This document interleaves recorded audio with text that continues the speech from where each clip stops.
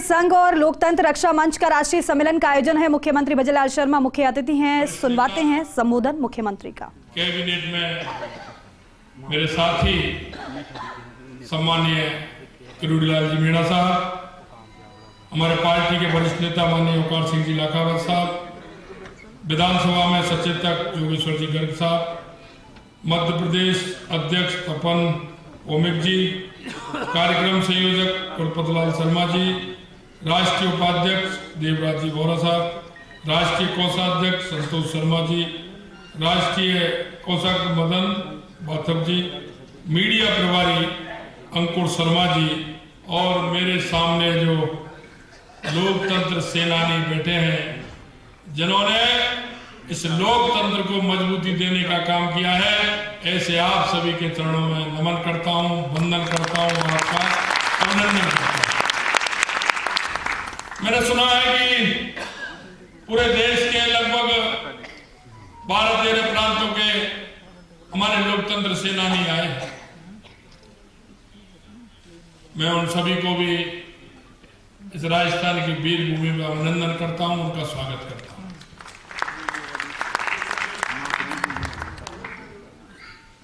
ये लोकतंत्र सेनानी जिन्होंने कि लोकतंत्र को बचाने का और प्रजातंत्र को मजबूत करने का काम किया, वो याद जब आती है 25 जून 1975 लोगों के रोंगटे खड़े हो जाते हैं।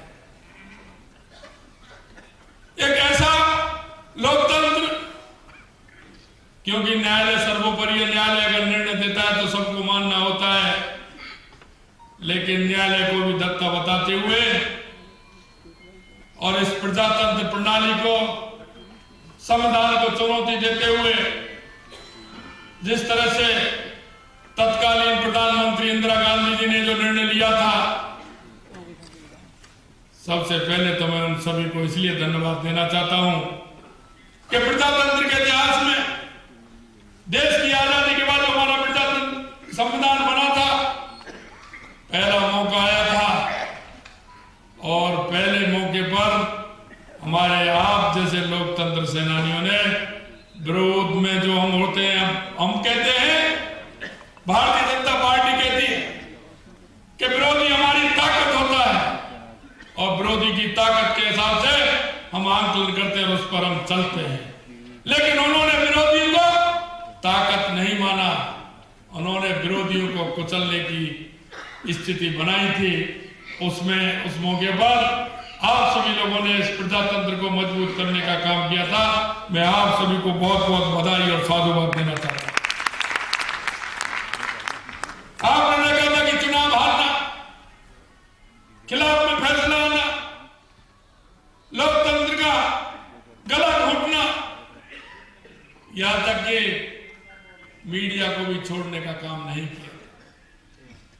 मीडिया का भी गला घोटने का इन्होंने काम किया और किसी भी पार्टी का कोई भी राजनेता अगर घर में भी सो रहा है तो रात्रि में उठा करके उनको बंद करने का काम उस तानाशाही सरकार ने किया था। मित्रों, मैं कहना चाहता हूं, आज इस देश के अंदर लोकतंत्र है और देश आगे बढ़ रहा है, उसमें आप सभी लोकतंत्र सेनानियों का बहुत बड़ा योगदान है। क्योंकि किसी के खिलाफ आवाज उठाना और आवाज उसके खिलाफ उठाना तो कुछ भी हो सकता था और हुआ। हमारे ऐसे काफी लोकतंत्र सेनानी हैं, उनका बचपन देखिए, 18 महीने, 21 महीने उन्होंने जेल में काटे, किस तरह की यातनाएं उन्होंने झेली, उनका परिवार बिखर गया। अगर एक परिवार में 3 भाई हैं तो तीनों भाइयों को भी उन्होंने बंद कर दिया। परिवार में कमाने वाला, परिवार को चलाने वाला भी व्यक्ति नहीं बचा था। इस तरह की यातनाएं उन्होंने झेली थी। मैं कह सकता हूं कि इस लोकतंत्र को मजबूत करने में आपका बहुत बड़ा योगदान रहा है। आपातकाल के दौरान नागरिकों के अधिकारों को तो निलंबन किया गया, मीडिया को पर प्रतिबंध लगा दिया था, विपक्षी नेताओं को गिरफ्तार कर लिया, मनमाने तरीके से हिरासत में लिया गया। सरकार ने नागरिकों की आवाजाही भी बंद कर दी थी। इतनी बड़ी यातनाएं उन्होंने दी थी।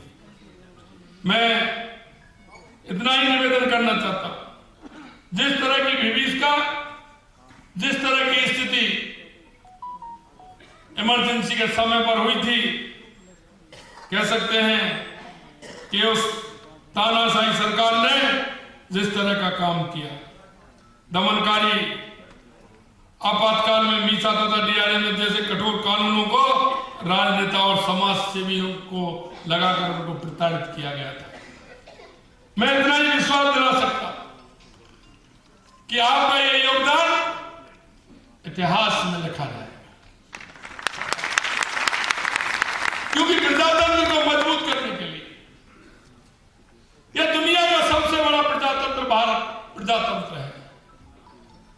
और मैं कहना चाहता हूं कि आपकी मजबूती से ही यह भारत आगे बढ़ रहा है। और यह आपकी विकसित भारत, माननीय हमारे यशस्वी प्रधानमंत्री नरेंद्र मोदी जी कहते हैं, उनके मन में विकसित भारत की जो कल्पना है, 2047 तक हम हमारे राष्ट्र को विकसित राष्ट्र बनाना चाहते हैं, यह आपसे ही निकला हुआ है। आपके उस परिश्रम से, आपके उस परिश्रम की पराकाष्ठा से जो हमारे लोकतंत्र सेनानियों ने की है, उसी का आधार यह बनता जा रहा है। मैं कहता हूं हमारी पूर्व सरकार ने लोकतंत्र सेनानियों को कुछ सुविधाएं देने का काम किया, उसकी पूर्ति नहीं कर सकते। हम भी आज उनकी पूर्ति नहीं कर सकते, क्योंकि भटकते हुए उस समय के परिवार की कोई भी पूर्ति नहीं कर सकता।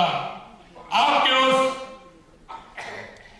समय के योगदान की कोई भी सरकार पूर्ति नहीं कर सकती, हम भी पूर्ति नहीं कर सकते। लेकिन हमने सम्मान देने का काम किया था। इस कांग्रेस की सरकार ने वो सम्मान भी उनसे छीन लिया, और उन्होंने हमारी जो पेंशन और हमने जो सुविधा दी थी, उनको भी उन्होंने छीनने का काम किया। हमारी सरकार 15 दिसंबर को हमने शपथ ली, पहली कैबिनेट में हमने फैसला लिया, और हमने हमारी विधानसभा के अंदर हमारा वित्तीय अनुदान आया था, उसी में हमने फैसला लिया कि हम बहाल करेंगे, और हमने तुरंत बहाल करते हुए पेंशन देने का हमने काम किया। मैं कहना चाहता हूं हमारे सभी बुजुर्गों को, भाइयों को उसका सम्मान मिलना चाहिए।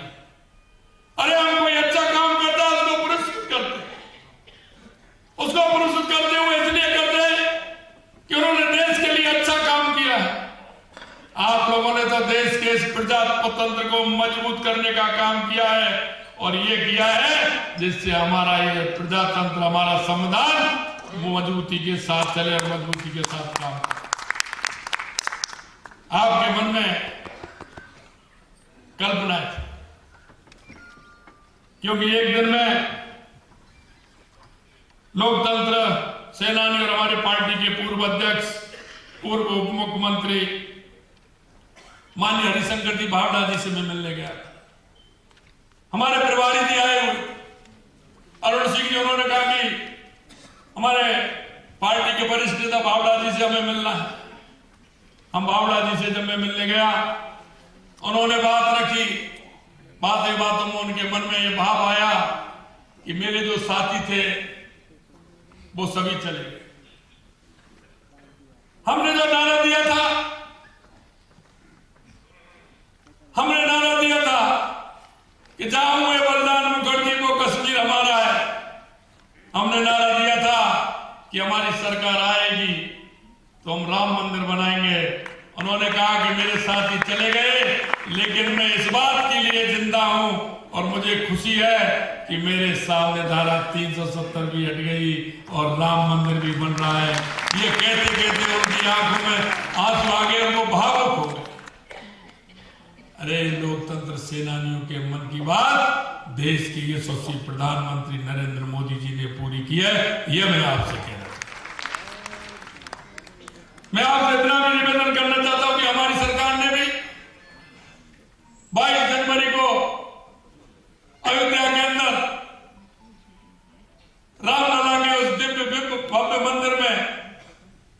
प्रतिष्ठा हो रही थी, हमारी सरकार ने भी वादा किया कि हम 3000 तीर्थ यात्रियों को अयोध्या की राम मंदिर की यात्रा भी कराएंगे, हम यहाँ से बसें भी चलवाएंगे। हमने 7 संभागों से बसें चलाने का काम किया और हमने वरिष्ठ नागरिकों को भी ये तीर्थ यात्रा कराने का हमने फैसला किया और हमने 1 जनवरी से यहाँ से हवाई सेवाएं भी शुरू प्रारंभ की है। मैं आपको कहना चाहता हूं, हमने हमारे जो काम वायदे किए थे, हमने वो सभी के सभी वायदे हमने पूरे करने का काम किया है। मैं आपसे इतना ही निवेदन करना चाहता हूं, क्योंकि मैं संगठन का आदमी, आपके बीच में भी अगर मौका मिलता है, मैं आप जैसे वरिष्ठ और श्रेष्ठ कार्यकर्ताओं के बीच में बैठने का मौका मिलता है, आपसे सुनने का मौका मिलता है। मैंने जो आपसे सीखा है, आपने जो मेरे को रास्ता बताया है, मैं निश्चित रूप से कोशिश कर रहा हूं कि आप कि उस राष्ट्रवाद की धारा को आगे ले जाते हुए इस राजस्थान को भी विकसित राजस्थान बनाने के लिए यशस्वी प्रधानमंत्री नरेंद्र मोदी जी के विकसित भारत को आगे बढ़ाने के लिए मैं इतना ही कह सकता हूं, हमारी सरकार को 3 महीने, आज 3 महीने और 6 दिन हुए हैं, यानी कि 96 दिन आज हमारी सरकार को हुए हैं। मैं आपको इतना ही विश्वास दिला सकता हूं कि हमने जो घोषणा पत्र आपके बीच में रखा था, पार्टी का हमारी का जो घोषणा पत्र था, हमारा संकल्प पत्र था, वो संकल्प पत्र हमने 3 महीने में 45% पूरा किया है। यह मैं आपको विश्वास दूं। हमने जो वायदे किए, चाहे किसानों के साथ हो, महिलाओं के साथ हो, सरकार में जो हमारे वादे थे, धीरे धीरे हम उन वादों को पूरा करने की आगे बढ़ रहे हैं। मैं यही कहना चाहता हूं कि लोकतंत्र सेनानी हमारी इस धारा के वो सहायक हैं कि आपके माध्यम से आने वाली पीढ़ी, जिन्होंने 2014 से पहले का भारत में जो स्थिति हो रही थी वो भी नहीं देखी। 2014 से पहले उन्होंने ये जो लोकतंत्र का गला घोटा था 25 जून 1975 को, वो स्थिति भी उन्होंने नहीं देखी। मैं आपसे इतना ही निवेदन करना चाहता हूं कि हमारे आने वाली युवा पीढ़ी को भी इस लोकतंत्र के बारे में, लोकतंत्र सेनानियों के काम के बारे में हमें जानकारी देनी चाहिए, क्योंकि जिन शहीदों ने इस देश की आजादी के लिए अपना सब कुछ खो दिया था, हमारा देश आजादी के बाद उस स्थिति में नहीं, ऐसे लोगों की गिरफ्त में आया जिन्होंने भ्रष्टाचार, तुष्टीकरण और आतंकवादी जैसी बातें इस देश को असंतुलित करने की बातें रची गई थी। मैं आपसे यही निवेदन करना चाहता हूं कि आपकी केंद्र की सरकार या प्रदेश की सरकार, निश्चित रूप से आपने जिन मूल्यों को लेकर के जेल में किसी ने 4 महीने, 6 महीने, 10 महीने, 8 महीने, 21 महीने बिताए थे, ये उसी नियमों पर, उन्हीं आपकी भावना पर, भाव पर चलने वाली सरकार है। ये हम आपसे कहना चाहते हैं और विश्वास भी दिलाना चाहते हैं कि आप जैसा राष्ट्र बनाने के लिए निकले थे, हमारे देश के यशस्वी प्रधानमंत्री नरेंद्र मोदी जी उसी राह पर, उसी राष्ट्र को आगे परिकल्पना करते हुए हमारा ये भारत दुनिया के अंदर मुकुट बने। और जो स्वामी विवेकानंद जी ने 1893 में कहा था कि 21वीं सदी भारत की होगी, आप अपने आप में महसूस कर रहे होंगे। और ये मैं विश्वास दिलाता हूं कि ये भारत आने वाले समय में दुनिया की अग्रिम पंक्ति में हमारा राष्ट्र खड़ा होगा। ऐसा मैं आप सभी से निवेदन करना चाहता हूं। आप सभी ने मुझे बुलाया, मेरे को मान सम्मान किया, उसके लिए पुणे में आप सभी को धन्यवाद देना चाहता हूं। आप सभी जो बाहर से आए हैं, हमारे प्रदेश से तो आए ही हैं, लेकिन बाहर से आए हैं, प्रदेश से सभी हमारे ऐसे लोकतंत्र सेनानी आए हैं, सभी का मैं इस जयपुर राजधानी में स्वागत और अभिनंदन करता हूं। आप सभी को बहुत बहुत धन्यवाद। जय हिंद, जय भारत।